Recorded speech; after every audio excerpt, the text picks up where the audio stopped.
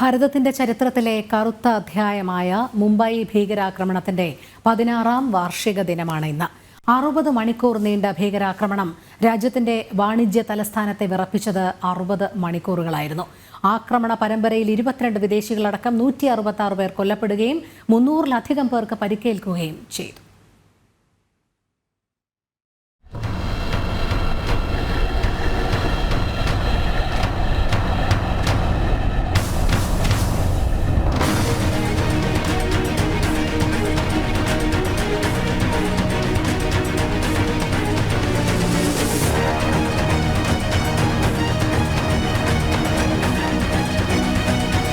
കറാച്ചിയിൽ നിന്ന് കടൽ മാർഗം 2008 നവംബർ 26 മുംബൈ തീരത്തെത്തിയ ഭീകരവാദികളാണ് ഭാരതത്തിന്റെ മണ്ണിൽ ഒരിക്കലും മറക്കാനും പൊറുക്കാനും ആഗ്രഹിക്കാത്ത മുറിവുണ്ടാക്കിയത്.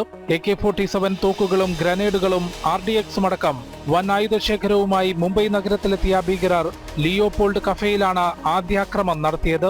വെടിവെപ്പിലും ഗ്രനേഡ് ആക്രമണത്തിലും 11 പേർ കൊല്ലപ്പെട്ടു.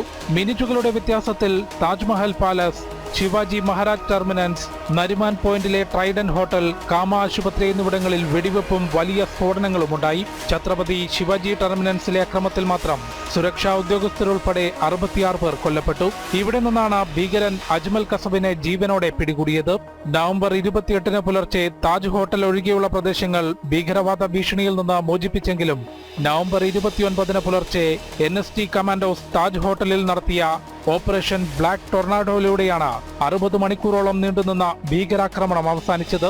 മഹാരാഷ്ട്ര ഭീകരവിരുദ്ധ സേനാ തലവൻ Hemant Karkare, additional police commissioner Ashok Kamte, encounter specialist Vijay Salaskar, മലയാളിയായ മേജർ സന്ദീപ് ഉണ്ണികൃഷ്ണൻ തുടങ്ങി 18 സുരക്ഷാ ഉദ്യോഗസ്ഥർ മുംബൈ ഭീകരാക്രമണത്തിൽ വീരമൃത്യു വരിച്ചു.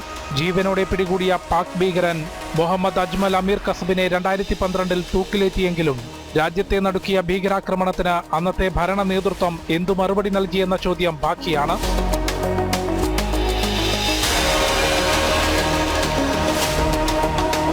ജനം, ഡൽഹി.